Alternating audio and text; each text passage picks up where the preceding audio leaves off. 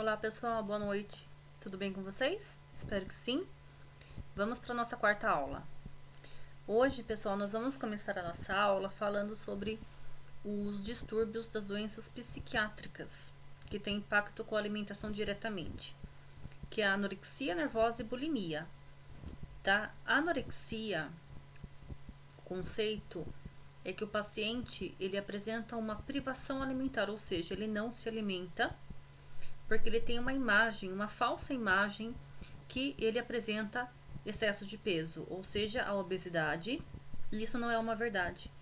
O paciente encontra-se cada vez mais magro, porém, a imagem que seu cérebro manda para ele é que ele apresenta excesso de peso. É difícil o diagnóstico, tá?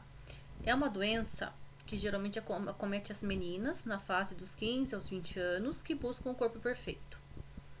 A mídia influencia muito nesse modelo, nesse falso modelo de padrão de beleza, que somente as pessoas, as mulheres magérrimas, serão bonitas e conquistarão espaço na sociedade, principalmente como modelos e atrizes.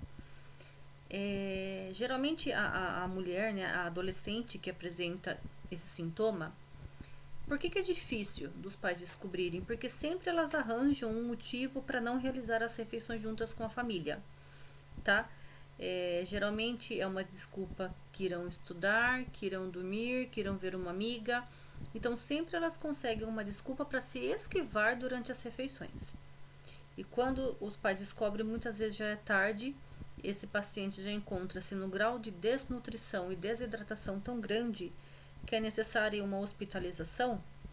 E esse paciente precisa muitas vezes ficar até com uma sonda de alimentação, né, a sonda nasogástrica, para se alimentar. E mesmo assim é muito difícil porque esse paciente tenta retirar a sonda de alimentação porque ele não aceita. Ele não aceita que ele está doente, que ele precisa de uma ajuda psiquiátrica, psicológica para se tratar, tá? Não tem cura. A anorexia é uma doença que tem tratamento, porque muitas vezes o paciente tem recaída sobre esse problema, tá? E na anorexia, o paciente geralmente ele escolhe um único tipo de alimento para ele se alimentar. Eu já tive pacientes com anorexia que passavam o dia inteiro com maçã e água, outros pacientes com um tipo de verdura, alface e água.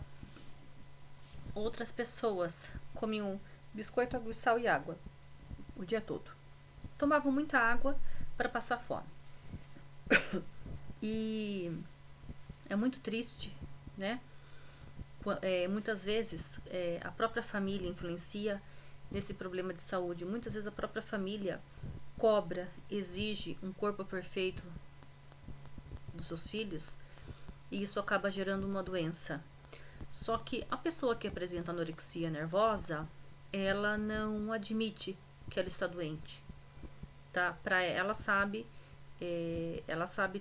todas as calorias dos alimentos, ela sabe cada porção de alimento quantas calorias tem. Então não adianta só o trabalho com uma nutricionista. Não adianta a nutricionista explicar e falar que ela está abaixo do peso, que ela corre risco de morte. Não adianta. É necessário acompanhamento psiquiátrico e psicológico. Terapias que façam entender que a pessoa está doente e ela precisa aceitar que ela está doente, tá? Dietoterapia, pessoal, depende. Se a pessoa está numa fase que ela consegue ainda receber dieta por via oral, a nutricionista faz um cardápio, uma reeducação alimentar, para que essa paciente ingira alimentos a cada 2 horas, para que ela consiga recuperar gradativamente o seu peso, tá? Juntamente com acompanhamento psicológico. Porque não adianta, se não tiver acompanhamento psicológico e médico, o trabalho da nutricionista vai por água abaixo, tá? O paciente precisa entender e aceitar que ele está doente, que ele precisa de ajuda, tá bom?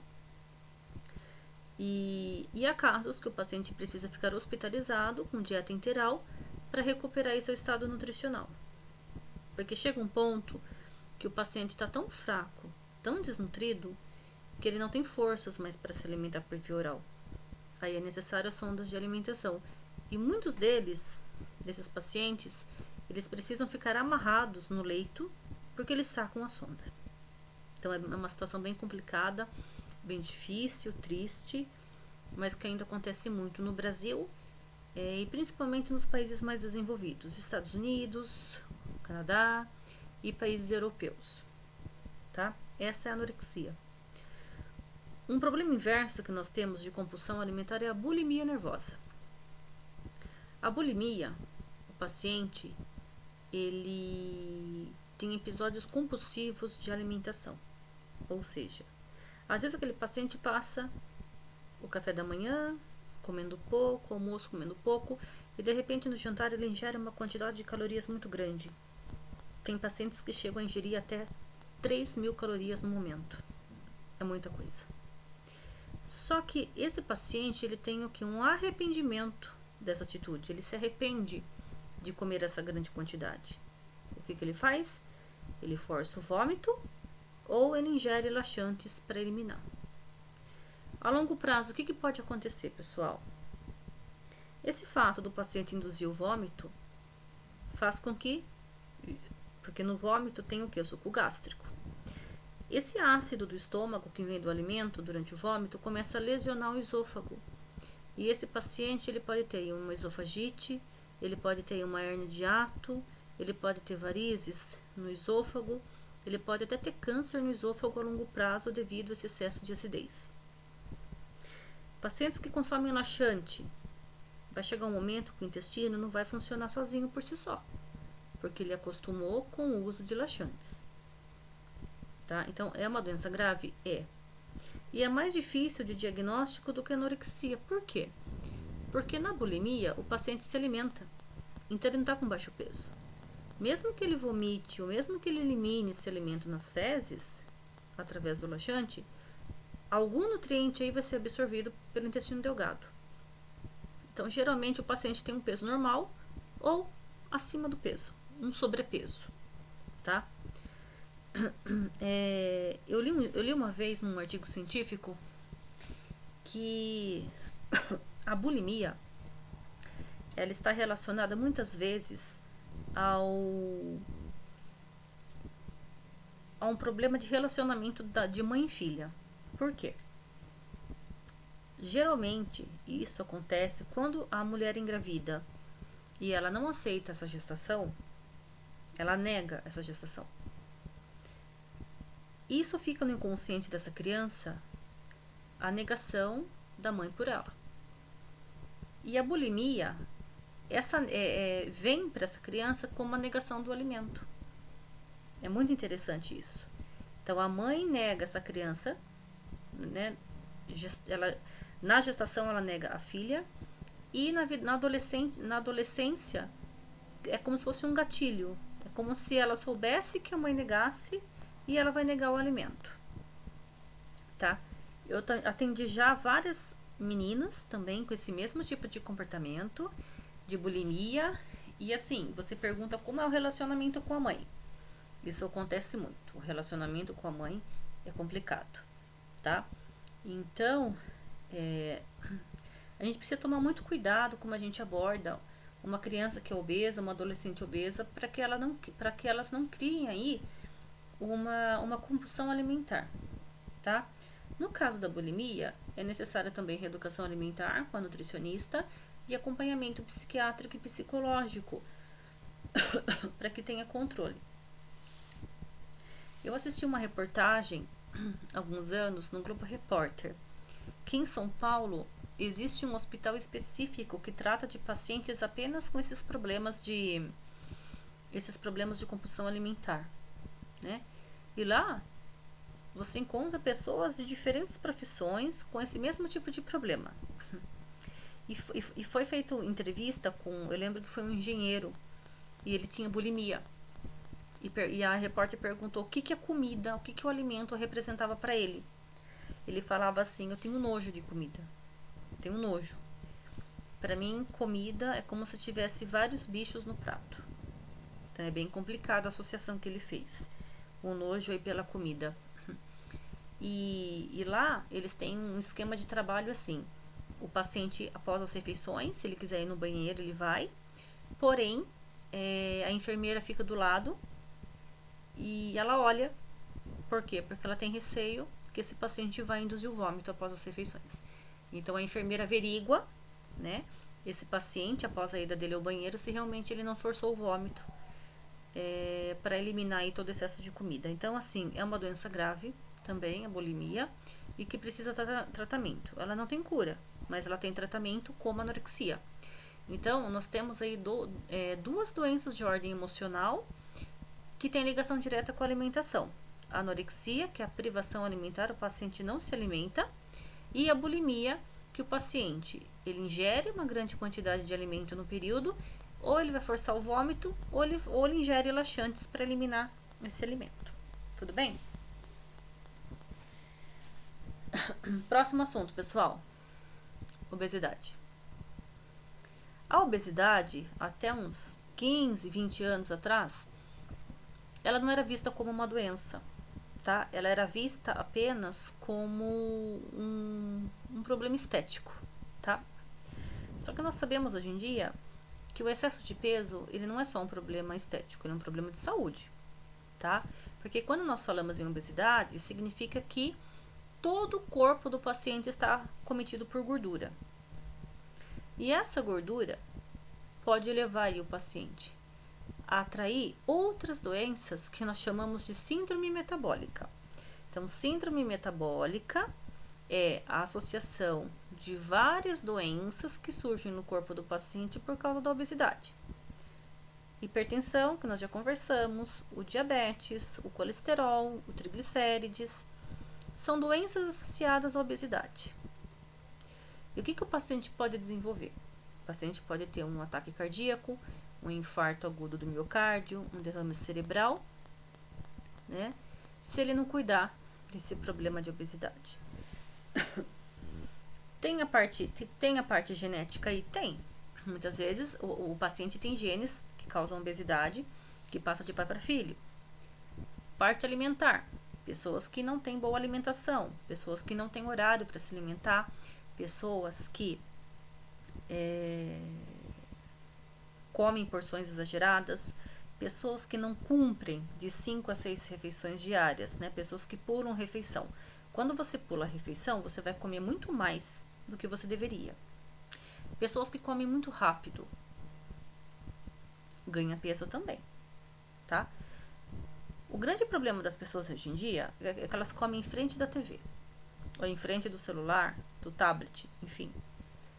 Elas nem sabem o que elas estão comendo. Não mastigam a refeição.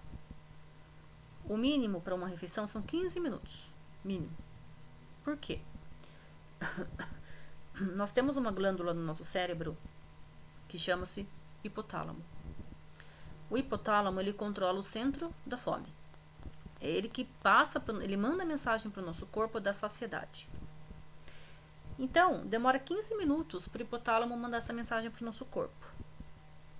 Essas pessoas que comem muito rápido e tendem a repetir o alimento, geralmente o hipotálamo, quando ele passa a mensagem da saciedade, o paciente já não está aguentando mais. Ele fala, meu Deus, exagerei, comi demais.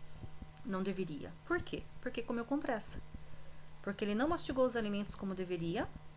Isso faz com que ele se alimente mais, de forma desnecessária, e vai causar um problema aí com a digestão. A sua digestão vai ser mais lenta. Pior ainda mais quando o paciente ingere líquidos junto com a refeição. Até mesmo água, né? Precisa evitar os líquidos pelo menos meia hora antes e meia hora depois das refeições. Inclui água. Por quê? Porque o líquido dificulta no processo de digestão. A digestão fica mais lenta, tá? Então, o paciente precisa mastigar melhor os alimentos para que ele tenha aí uma saciedade, para que realmente ele consiga sentir o sabor do alimento e tenha a saciedade. Porque se você demora pelo menos 15 minutos para se alimentar, é o tempo que o cérebro vai mandar para o seu corpo estar satisfeito. Agora, se você come muito rápido, a tendência é que você repita o alimento e você passe mal depois falando, não precisava me alimentar dessa forma.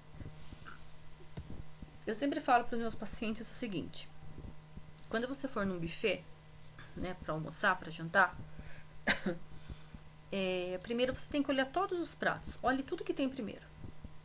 Olhe tudo. Aí você vai selecionar o que você vai comer. O grande problema de buffet é que as pessoas elas vão pegando um pouco de alimento, né? Do que tem. A hora que você vai ver seu prato, ele já tá uma montanha. É necessário tudo isso? Não, não é necessário. Por isso que é necessário você fazer uma investigação para você selecionar aquilo que você vai comer, né? Eu sempre falo, inicie pelas saladas, porque a salada é rica em fibra. Então, você comendo, por exemplo, um prato de salada, né? Você come a salada de forma gradativa, devagar. Você já vai se sentir saciada. Depois você se alimenta com um prato quente. O arroz, o seu feijão, a sua carne, os legumes. Mas primeiro inicie pela salada, porque a salada vai te dar saciedade, tá? Depois você come o prato quente, tá bom? Essa é uma dica importante que eu faço para as pessoas que vão almoçar, jantar no restaurante e que você tem aí inúmeros pratos, inúmeras opções, mas você tem que selecionar para que você não exagere e que você não ganhe peso, tá bom? E o processo de emagrecimento ele é lento, tá? Geralmente as pessoas que fazem reeducação alimentar, eu não falo dieta, porque dieta você priva o seu organismo por um tempo, você emagrece e depois você volta a ganhar peso. Eu falo reeducação alimentar porque você aprende a comer a quantidade correta nos horários adequados. Você muda seu hábito para sempre, tá? Quando eu falo em reeducação alimentar, isso é muito importante, porque o paciente ele aprende realmente como se alimentar da forma correta, tá? E isso vai fazer com que ele perca peso gradativamente. E os problemas que ele apresenta de saúde, colesterol, triglicérides, hipertensão, diabetes, automaticamente também vão sendo controlados. Uma vez você controlando a obesidade, você controla as outras patologias associadas à obesidade. Muitas pessoas, né, no início de uma reeducação alimentar, eles falam, nossa, em uma semana eliminei quase 2 quilos. Eu falo, olha, no início, o paciente perde muita água, tá? Porque geralmente é um paciente que retém muito líquido. Depois da segunda, terceira semana, o paciente fala pra mim, nossa, mas tá complicado perder peso. Eu tava perdendo mais peso antes e agora eu tô perdendo menos, não é isso? É que agora realmente você tá perdendo gordura. A gordura, ela fica dentro da célula e não é fácil ela sair, tá? E engana-se a pessoa que quando você emagrece, que a célula de gordura ela vai embora. Ela não vai. A célula de gordura continua no seu corpo. Ela só contrai num emagrecimento.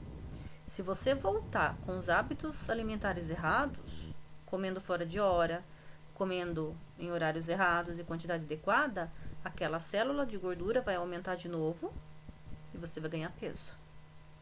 Por isso que as pessoas emagrecem e podem voltar a engordar, porque a célula de gordura contrai.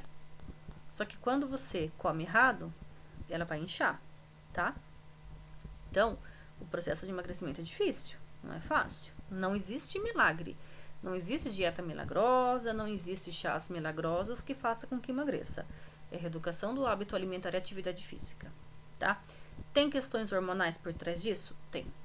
Pessoas que apresentam alterações na tireoide podem ter dificuldades para perder peso, sim, tá? Nós chamamos de hipotireoidismo.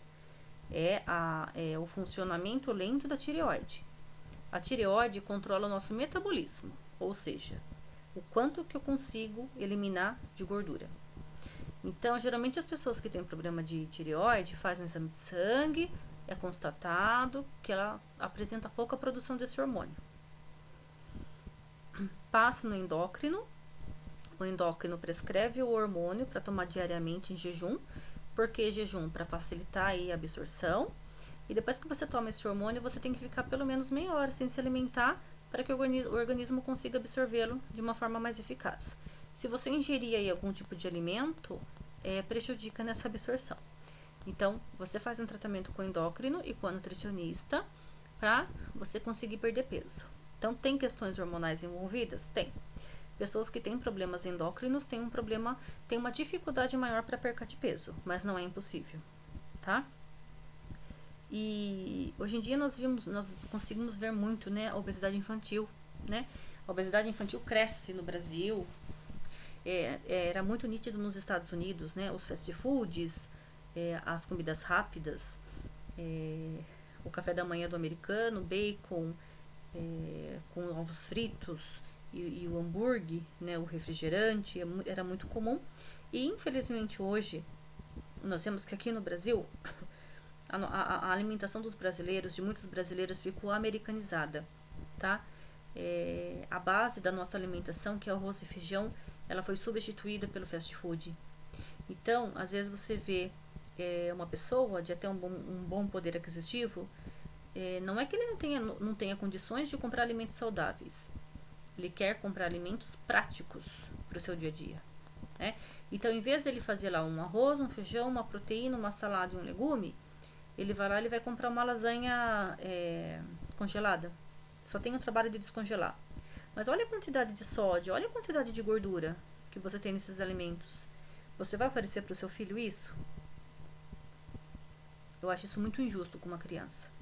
Porque a criança, ela aprende com os pais. Tudo. E a alimentação é um exemplo, tá?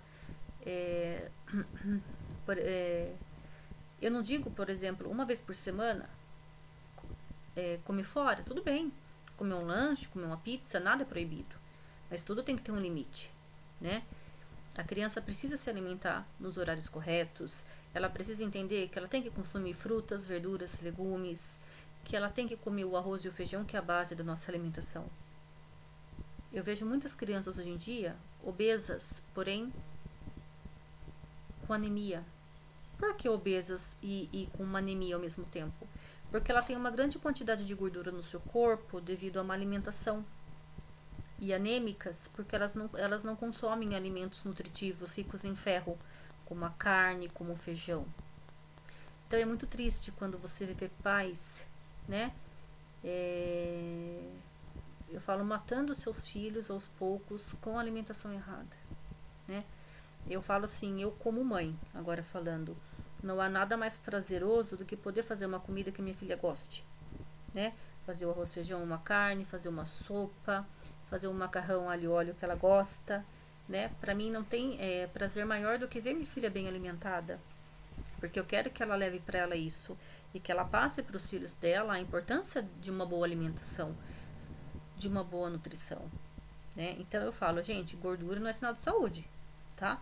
Tem o falso magro? Tem aquelas pessoas que têm um metabolismo extremamente acelerado, que elas comem de forma assim, gigantesca e não ganham peso. Só que a hora que você faz um exame de sangue nessa pessoa, tudo dela tá alterado. O colesterol, o triglicérides e glicemia. Como eu tenho também pacientes que estão até acima do peso, mas estão cuidando da alimentação. E os exames são melhores do que um paciente magro, ou seja, o falso magro. Então, nós temos o falso magro também, né, que são pessoas que se alimentam de forma errada, mas não muda o peso. Mas os exames internos encontram-se bem acima, tá? Então, é necessário que desde criança, a criança se alimente de forma adequada. Por quê? Porque ela vai levar esses hábitos alimentares adequados a vida toda, tá? Então, se ela crescer comendo salgadinho, tomando refrigerante e comendo fast food, ela vai achar que isso para ela é normal. Eu trabalho na prefeitura de Cabreúva, na parte de merenda escolar. E eu vejo quantas crianças estão desenvolvendo hoje o diabetes. Quantas crianças estão desenvolvendo hoje colesterol elevado. Por quê, pessoal? Má alimentação. Então, nesse caso, eu tenho que abordar os pais, eu tenho que abordar a família para mudar hábitos alimentares. Se você não gosta de legumes, você tem que fazer para o seu filho. Não é porque você não gosta que você vai deixar o seu filho sem se alimentar. Eu ouço muito isso de alguns pais. Ah, mas eu não gosto de comer determinado legume, determinada verdura ou fruta. Eu falo, mas você tem que aprender a comer pelo seu filho. Ou você vai ensinar seu filho a comer só o que gosta? Não, tem que comer todos os grupos de alimentos. Lógico, existem alimentos que para mim faz mal. Por exemplo, pepino. Eu não posso comer porque me faz mal. Faz mal para minha digestão, tá? Mas é uma coisa que me faz mal. Não é porque eu não gosto de comer. Então, eu como mãe, eu preciso ensinar minha filha a comer de forma correta. Como os pais precisam ensinar os seus filhos a comer de forma correta. Então, é muito triste que hoje em dia Muitas doenças que até então eram de adultos, hoje as crianças estão desenvolvendo. Obesidade, pressão alta, colesterol, triglicérides e mais assustadora, o diabetes, que é uma doença que não tem cura, né? Como eu falei para vocês, é uma doença que não tem cura, uma doença crônica, mas que tem tratamento, né? Eu não estou dizendo, a criança ela pode comer um doce de vez em quando? Pode. Pode comer um fast food? Pode. Mas tudo tem a sua hora e seu momento. Isso não pode virar rotina no dia a dia da criança, tá? A base da alimentação do povo brasileiro é o arroz e o feijão. E ela deve continuar sendo. Então, o arroz e o feijão é a combinação perfeita para o nosso organismo. Quando você come arroz e feijão, eu falo que é um alimento que completa o outro. O arroz complementa o feijão. Arroz e feijão, ele retarda o aparecimento de vários tipos de câncer no nosso corpo. Olha a importância do arroz e o feijão. Então, às vezes a mãe fala assim para mim, mas meu filho come só arroz e feijão. Tá ótimo, tá alimentado, tá nutrido. Né? Lógico, tem que comer a proteína? Tem a proteína, ela tem as suas funções. Mas se a criança come arroz e feijão, ela não está em jejum. Ela está consumindo nutrientes importantes para o funcionamento do organismo dela. O que não pode é a criança deixar de comer comida, e muitas vezes eu vejo, a mãe oferece o leite. É mais fácil, né? O leite, você coloca muitas vezes na mamadeira da criança, a criança toma, está saciada, e a mãe não tem trabalho nenhum. Enquanto a criança for alimentada de leite, o que pode acontecer com essa criança?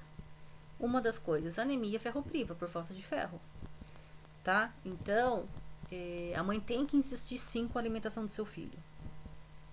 Por isso que eu falo, é fácil ser mãe? Não é fácil ser mãe.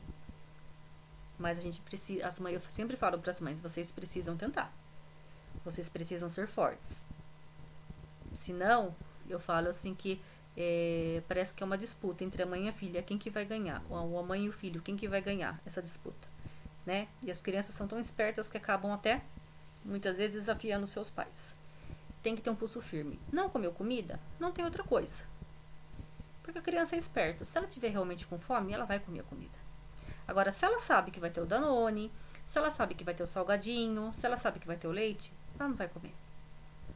Então, eu sempre digo, para você ter uma criança sadia, um adulto sadio, tem que começar na infância.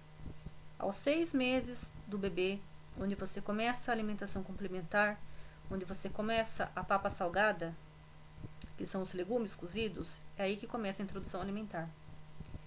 Então, a criança precisa, desde os 6 meses, conhecer os alimentos, para que ela tenha uma infância sadia, seja um adulto sadio.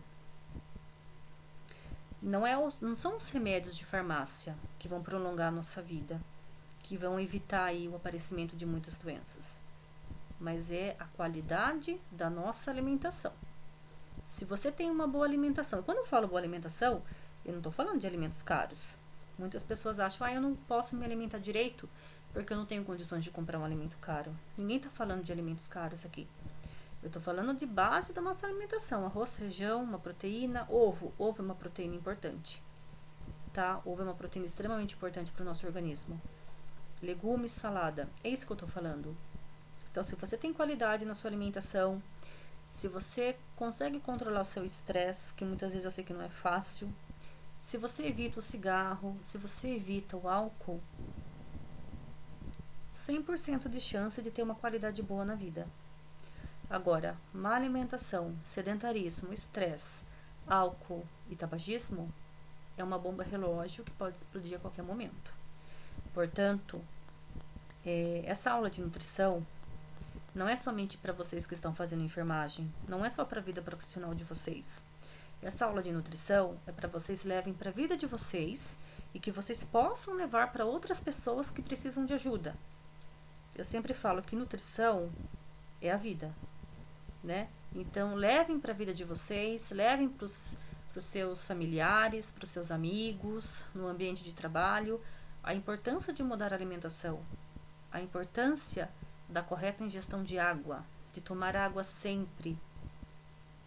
para o rim funcionar melhor, para sua pele funcionar melhor, para seu intestino funcionar melhor. Tá bom, pessoal? Então, por hoje é isso, tá bom? Eu espero que vocês tenham gostado da aula, que vocês tenham compreendido.